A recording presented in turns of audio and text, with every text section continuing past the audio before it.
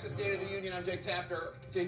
After months of negotiations stretching into the early hours of this morning, leaders on Capitol Hill now say votes could come as soon as today on a $900 billion relief package. This would help millions of Americans whose checks from the federal government are set to stop the day after Christmas.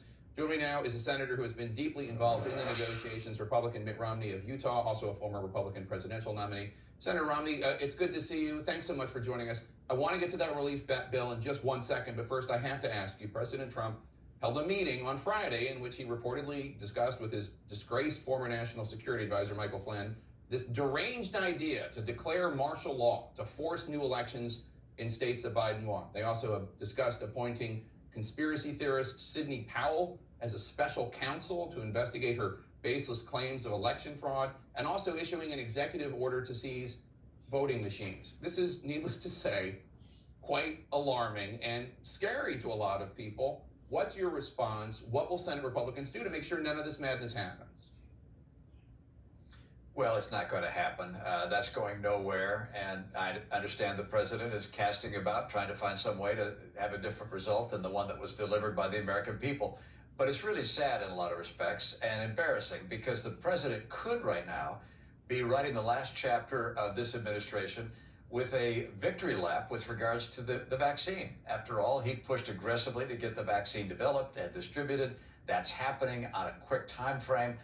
He could be going out and championing this extraordinary success, and instead, he's leaving Washington with a whole series of conspiracy theories and things that are so nutty and loopy that people are shaking their head wondering what in the world has gotten into this man. And I think that's unfortunate, because he has more accomplishments than this last chapter suggests he's going to be known for.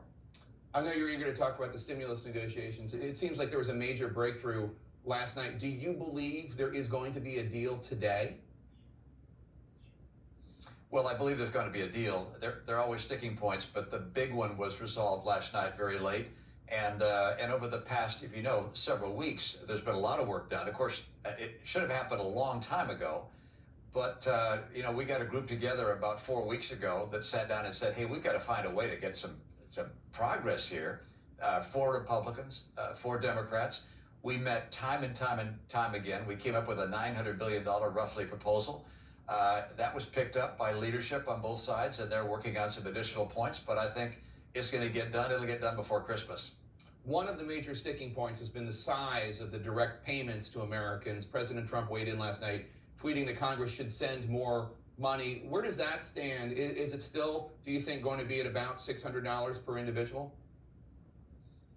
Yeah, it's going to be $600, and it would be nice to be even more than that. But I think there's a recognition on the part of those of us that worked on this deal that our highest priority is to get people who are worried about keeping their job. And so getting, if you will, help to small business is critical. Helping people that are unemployed have extension of unemployment benefits, also housing support. And then, of course, the cost of vaccine distribution needs to be covered. We want to keep airlines flying, buses going, transit systems going. All these things are very, very high priority. So the check is going to be roughly $600 a person, and that will help, although I know people would like it to be a larger number. Let's go to the massive ongoing cyber attack against the United States, which has affected countless government agencies and private companies. Senate Intelligence Committee Chairman, your colleague Senator Marco Rubio, said it was essentially an act of war. Colorado Congressman Jason Crow called it the cyber equivalent of Pearl Harbor. Is that how you see it? Well, it's extraordinarily severe, and actually Tom Bossert, who was the president's national security advisor, Homeland Security advisor, said that you couldn't overstate how serious this attack was. And it's an invasion of kinds on our cyberspace. And just to put it in context, if you think back 20 years ago, when we were attacking Baghdad, you saw these cruise missiles being launched from ships going across the landscape and then taking out the communications towers, the utility towers, and so forth, because you can cripple a country by doing so. Well, what Russia has done is put in place a capacity to potentially cripple us in terms of our electricity, our water, our communications. I mean, this is the same sort of thing one can do in a wartime setting. And so it's extraordinarily dangerous, and it's an outrageous affront on our sovereignty, and one that's going to have to be met with a very strong response, not just rhetorical, important as that is, but also with a cyber response of like magnitude or greater. White House officials were prepared to publicly blame Russia for this hack on Friday, as you just did, but they were told to stand down. And then yesterday, President Trump tweeted this: "The cyber hack is far greater in the fake news media than in actuality. I've been fully briefed and everything is well under control. Russia, Russia, Russia is the priority chant whenever anything happens because lamestream is, for mostly financial reasons, petrified of discussing the possibility that it may be China. It may." And the president goes on to tie all of this to his baseless allegations of election fraud, which I won't repeat here. This is part of a long pattern throughout the Trump presidency of President Trump refusing to hold Russia accountable, even though you and Tom Bossert and the Secretary of State, Mike Pompeo, have all said this was Russia. What's your response to the president's tweet? Well, the president has a blind spot when it comes to Russia, and so you can expect that that's the response that he would have. But when it comes to matters of intrusion into our cyberspace, I frankly look to the experts because I'm not an expert on that dimension.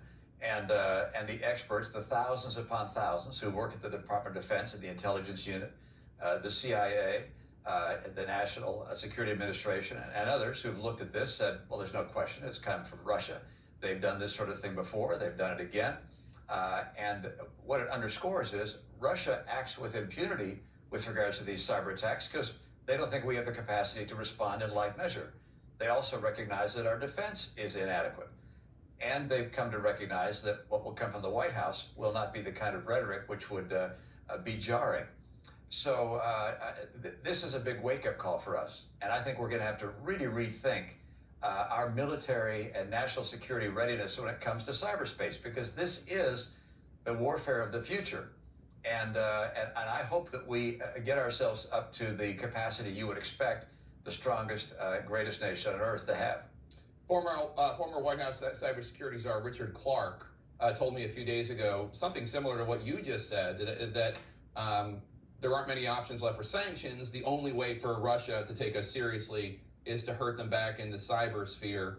I have to ask, when you ran for president in 2012, President Obama and his team mocked you for saying that Russia was the #1 geopolitical foe of the United States. You were proven correct about that. A lot of those same people who mocked you in 2012 are about to take over the foreign policy of the United States. Do you think they now agree that Russia is the #1 geopolitical foe of the United States, or at least one of the top two with China? I do, actually. You know, I had the chance to be with Madeleine Albright, former Secretary of State under the Obama administration, and she said, you were right, and we didn't recognize it at the time, but she said, you were right, and it was nice to hear, but I would have rather seen the actions taken then that would have prevented the kind of things from occurring that we've seen over the last several years. But I think that President-elect Biden is a clear-eyed, intelligent individual, and he's going to assess Russia and their capabilities in an appropriate way. But I also think that he will look at China and recognize that long-term, China is the more significant threat to America. Russia is, if you will, a gas station parading as a country, as John McCain used to say. And they've got extraordinary difficulties, and they're lashing out in a moment of decline. China, of course, is emerging stronger and stronger and presents an extraordinary threat to freedom around the world and to our prosperity here.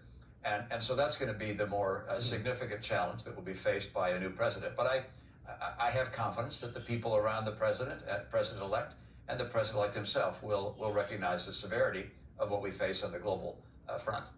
Senator, you're consistently one of the only Republicans in Washington willing to criticize President Trump and break with your party on issues of principle. There are 2 or 3 guys in the House. You're pretty alone in the Senate. Republican leaders have either remained silent or actively supported the president's deranged claims about the election.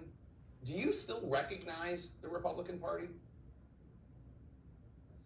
Well, the party has taken a different course than obviously the one that I knew was a younger person. I mean, the party that I knew was one that was very concerned about Russia and Putin and Kim Jong-un and North Korea. We pushed back aggressively against them. We were a party concerned about balancing the budget.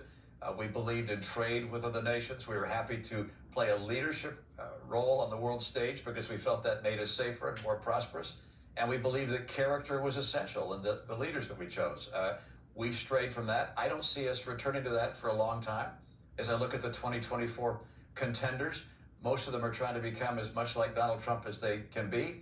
Although I must admit that his style and shtick, if you will, is difficult to duplicate. He's an extraordinarily talented person from that standpoint. Yeah, I represent a very small slice of the Republican Party today. But, you know, everybody has to stand up for what they believe. And I believe my colleagues are doing what they think is right. You do ever think about leaving the Republican Party, as Congressman Paul Mitchell did, to protest the attacks on democracy that the Republican Party and President Trump are doing right now? I think I'm more effective in the Republican Party, continuing to battle for the things I believe in. And I think ultimately the Republican Party will return to the roots that have been formed over the century. So we'll get back at some point, and hopefully people will recognize we need to take a different course than the one we're on right now. Senator Romney, Merry Christmas and best wishes to you and Ann and your whole family for 2021. Thanks for joining us today. Thanks, Jake. Good to be with you. He says